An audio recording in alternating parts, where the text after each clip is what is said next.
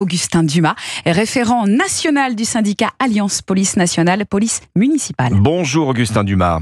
Bonjour. Le ministère de l'Intérieur veut donner davantage de pouvoir aux policiers municipaux. Un projet de loi est en préparation. Alors avant de voir le détail, on précise que les maires seront laissés libres de leur donner ou pas ces nouveaux pouvoirs à ces agents municipaux. Et ils ont un peu les mains liées jusqu'ici, les agents de police municipale, diriez-vous. On parle de 28 000 fonctionnaires en France. Tout à fait, effectivement. Au niveau de la police municipale, ça représente 28 000 fonctionnaires. Ils s'inscrivent totalement dans le continuum de sécurité. À l'heure actuelle, on propose d'augmenter les prérogatives. Les maires seront libres, effectivement, d'aller ou non sur ces missions. Et ils restent décideurs sur la façon d'employer leur police municipale. Il y a de nombreuses polices municipales à travers le territoire. C'est vrai que ces polices municipales... 800 communes, oui. Tout à fait, ça représente 3800 communes avec des missions qui sont très différentes d'une commune à l'autre. Vous allez avoir l'application de la politique sécuritaire du maire et en fonction de la commune, ça peut varier. Alors si l'on entre dans le détail maintenant de ce que prévoit ce projet de loi du ministère de l'Intérieur, Augustin Dumas, les policiers municipaux en particulier vont pouvoir verbaliser de nouvelles infractions. Lesquelles ? Alors tout à fait, c'est ce qu'on appelle les amendes forfaitaires délictuelles. Oui. À l'heure actuelle, sur ce type d'infraction, on est amené à interpeller les individus et à les conduire devant un officier de police judiciaire. Donc on sature les effectifs de police nationale qui ont déjà besoin d'être renforcés puisque la charge judiciaire est très conséquente. Et nous, on a besoin de s'inscrire dans ce continuum de sécurité, c'est-à-dire de pouvoir travailler sur l'ensemble des infractions. Alors c'est vrai que le policier municipal, c'est la police de proximité.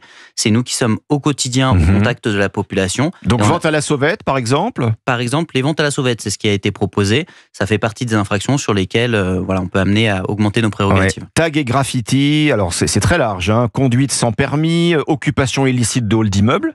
Tout à fait. Ce qui veut dire que jusqu'ici, les policiers municipaux ne pouvaient rien faire. Alors si, les policiers municipaux pouvaient agir, mais ils devaient agir de façon, on va dire, décalée. C'est-à-dire qu'on intervenait, on était amené à constater l'infraction, mais après, on avait absolument besoin d'avoir le relais de la police nationale. Là, on serait beaucoup plus autonome. Alors, vente d'alcool aux mineurs, usage de stupéfiants, c'est encore une fois très large. Ces nouvelles infractions qu'ils pourront verbaliser. Des pouvoirs étendus également sur les contrôles d'identité. Tout à fait. C'est vrai que là-dessus, on rencontrait une difficulté, c'est que sur les contrôles d'identité, on pouvait, lorsqu'on constate une infraction, relever l'identité, mais on ne pouvait pas aller nous-mêmes chercher une identité, et ça peut être le cas, par exemple, sur un individu qui aurait un comportement suspect, ou qui aurait commis un acte délictuel sur lequel on ne pouvait pas avoir l'identité d'un individu, par exemple, qu'on interpellait. Ils pourront aussi accéder à des fichiers auxquels ils n'ont pas accès jusqu'ici, les policiers municipaux. Tout à fait, il a été proposé d'élargir donc les fichiers. Et ça, c'est vrai que là-dessus, on avait vraiment une carence puisque c'était toujours très compliqué. On sollicite constamment donc les effectifs de police nationale ou de gendarmerie. On perd du temps. On n'est pas assez réactif. C'était pas assez opérationnel. Ça a été proposé d'être fluidifié. Bon, ils pourront aussi utiliser des caméras piétons.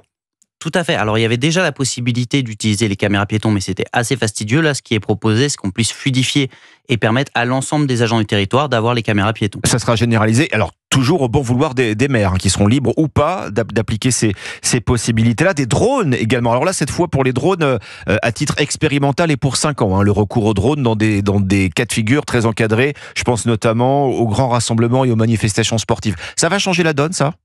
Ça va changer la donne. Après, ce qu'il faut bien comprendre, c'est qu'on est dans une profession qui est en constante évolution. On se rend bien compte qu'on a besoin d'avoir des policiers sur le terrain, que la police du quotidien, c'est absolument nécessaire et c'est primordial. On a besoin au niveau de la police municipale de faire évoluer. On parle beaucoup effectivement de l'évolution des prérogatives, mais on a aussi tout un volet social sur lequel il y a des améliorations sur lesquelles il faut travailler.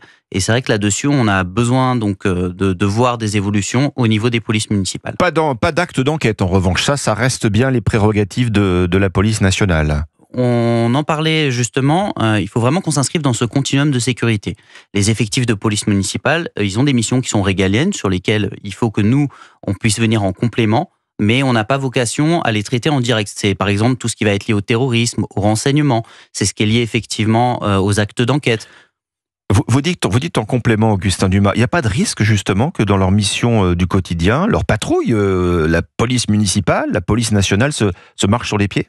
Alors, ça fonctionne très bien. C'est-à-dire que sur les territoires, vous avez quand même l'intelligence qui fait que on a une complémentarité. Jusqu'ici, mais je veux dire avec ce projet de loi. Alors, on est vraiment sur des infractions qui sont des infractions de constatation. C'est-à-dire que les agents au quotidien, ils travaillent déjà sur ce type d'infraction et en fait, on leur permettrait de fluidifier et de faciliter. Je disais que les maires seront laissés libres de donner ou pas ces nouveaux pouvoirs à leurs policiers municipaux. C'est vrai que c'était une ligne rouge qui a été exprimée par les maires, celle de ne pas de se voir imposer ces mesures. C'est la crainte en fait d'un désengagement masqué de la police nationale qui s'exprime. Alors, ce qui est surtout très compliqué, c'est qu'on a à la fois, donc à la police nationale et la gendarmerie nationale, on a quand même un manque d'effectifs, il faut le dire. Nous, on le voit au quotidien, on travaille avec eux, et on se rend compte que si on veut que ça fonctionne, il faut que l'intégralité des services de police puissent travailler, donc il faut leur donner les moyens. C'est la vraie police de proximité, la police municipale. Tout à fait. La police municipale, elle a ce savoir-faire, elle est au contact de la population, c'est elle qui obtient les renseignements, et justement, ce qui fait qu'on est très complémentaire avec la police nationale, c'est que derrière le pouvoir d'enquête qu'ont les policiers nationaux nous permet d'agir sur l'ensemble du spectre des infractions. Vous avez vu ce qu'a dit Mathilde Panot? Elle a affirmé que les maires, la France insoumise qui seront élus au terme des municipales l'année prochaine vont désarmer leur police communale. Augustin Dumas. Tout à fait. C'est vrai que ça fait fortement réagir, notamment en police municipale. Votre réaction à vous? Depuis hier soir, je suis sollicité par de nombreux collègues qui trouvent ça totalement irresponsable. Oui. Et c'est vraiment le cas. Il faut voir les derniers grands faits qui se sont passés. On a eu Mulhouse très récemment, sur lequel les policiers municipaux ont été amenés à intervenir sur des actions terroristes. On a des policiers qui sont les primo-intervenants. Et là, que ce soit police nationale, police municipale, le policier, il a besoin à la fois de défendre la population, mais également de se défendre. C'est des pères de famille, ce sont des mères de famille, ce sont des familles, ce sont des gens qui ont des familles, et on a besoin de leur permettre, effectivement, de faire leur travail. Compte tenu de la situation sécuritaire du pays, de nos villes, Augustin Dumas, est-ce que ça a encore un sens, parce que ça existe, d'avoir des policiers municipaux non armés?